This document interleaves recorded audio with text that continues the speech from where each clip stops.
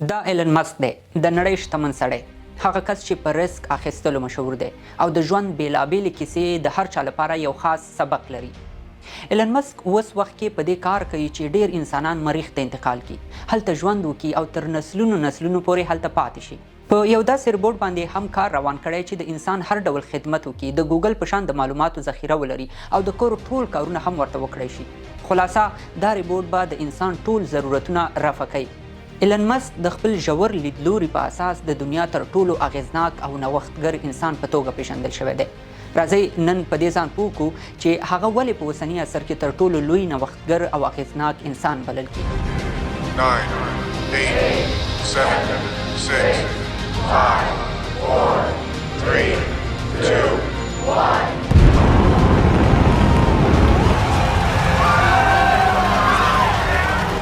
Standing up. Yeah, man. Oh my God. Look at that. What? Holy smokes, man. When you had that third failure in a row, did you think, I need to pack this in? Never. Why not? I don't ever give up. په 2002 کال کې ایلن ماسک له امریکا نه روسیې ته په دې خاطر لاړو چې د پخوانیو راکټونو استعمال شوي پرزې واخلي. هغه کوشش شروع کړی و چې یو داسې راکټ جوړ کړي چې بیا ورنه کار واخیستل شي او مصرف یې دومره کم وي چې هر عام شخص ته پکې فضا ته د تلو چانس برابر شي او فضا ته د هر چا د تګ ارمان پوره کړي. روسیې ته په رسیدو سره ایلن ماسک د راکټونو په استعمال شوو پرزو پسې لټه شروع کړه، خو چې کله یې پیدا کړې روسیې ورنه سوچنده ډېرې پیسې وغوښتې، دومره پیسې چې هغې د اخیستلو وسه نه لرله. د روسي انجینرانو په ایلن ماسک پسې ملنډې هم ووهلې او ویلې چې له یو راکټ نه بیا استفاده ناممکنه ده. هغه بیرته امریکا ته راستون شو او پلان یې ونیو چې د راکټونو د جوړولو کار په خپله زده کړي. هغه د راکټونو په اړه مطالعه شروع کړه او له ځان سره یې څو نور ملګري هم یوځای کړل. ماسک له 2002 کال نه تر 2006 کال پورې مطالعه او خواري وکړه. د پوهنتون محصلین یې له ځان سره په کار وګمارل. بالاخره راکټ جوړ شو، هوا ته پورته شو، خو یوازې له 30 ثانیو وروسته بیرته ځمکې ته راوغورځېد او ټوټې شو.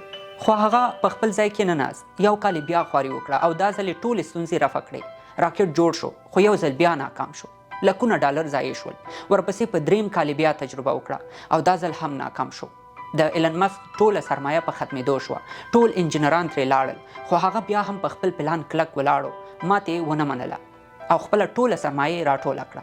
کورونه او جایدادونه یې خرڅ کړل او له ژورې مطالعې وروسته یې په خپله د انجینرانو د رئیس په توګه کار شروع کړ او راکټ یې د 4 ځل لپاره هم چمتو کړ.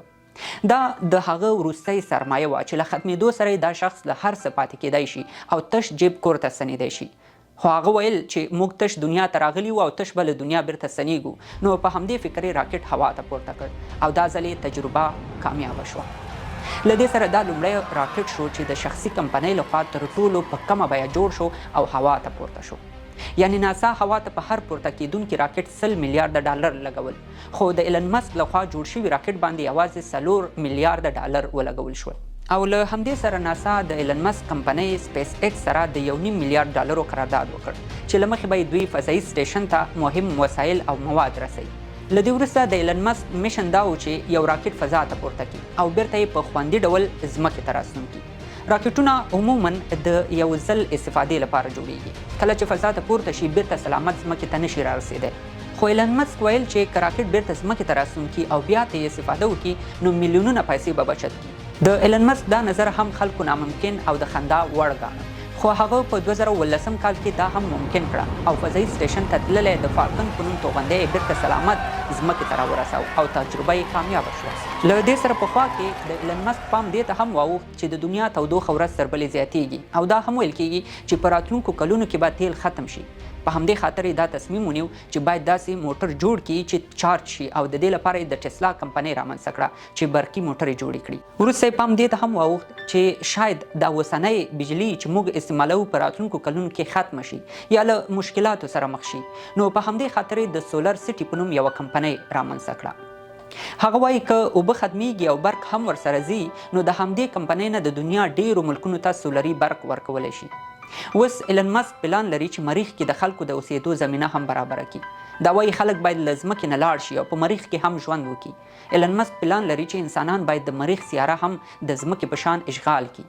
هغه وایي شاید په راتلونکي کې ځمکه له کومې سیارې سره ټکر وکړي او ټول انسانان په یو وار له منځه لاړ شي، نو د انسان د نسل د بقا او ساتنې لپاره په فضا کې د داسې یو ځای په لټه کې دی چیرته چې انسانان په اسانۍ انتقال کېدای شي. ایلن ماسک اوس په داسې روبوټونو هم کار شروع کړی چې د ګوګل او چټ جی پی ټي په مرسته ټول معلومات پکې ځای په ځای کړي او بیا دا روبوټ هر څوک په ډېرې اسانۍ او ارزانه ډول واخلي او په ورځنیو چارو کې ترې استفاده وکړي. که تاسو د چټ جی پی ټي په اړه بشپړ معلومات نه لرئ، ما په تفصیلي ریپورت جوړ کړی دی، کولی شئ په لاندې ډسکرپشن کې ویډیو وګورئ. ایلن ماسک دا روبوټ په دې خاطر جوړ کړی چې د خلکو یوازیتوب ختم شي. مثلا که یو څوک په لار رواني او ناڅاپي ځینو معلوماتو ته ضرورت شي، له روبوټ نه پوښتنه کوي، هغه ورته په تفصیل سره معلومات ورکولی شي. که د چا زړه تنګیږي، روبوټ ورسره کیسې وکړي، او که څوک وږی شي، دا روبوټ ورته پخلی هم کولی شي. ایلن ماسک د خپلو ټولو فعالیتونو او نوښتونو یو دلیل دا یادوي چې هغه تل د انسانانو د آینده په اړه فکر کوي. په ځمکه کې چې انسانان له کومو مشکلاتو سره مخ دي، هغه کوشش کوي چې مخه یې ونیسي. ایلن ماسک ویلي له مرګ وروسته به ټولې پیسې او سرمایه په همدې ډول کارونو مصرفیږي څو انسانانو ته سهولت رامنځته کړي او په آرامه ژوند وکړي.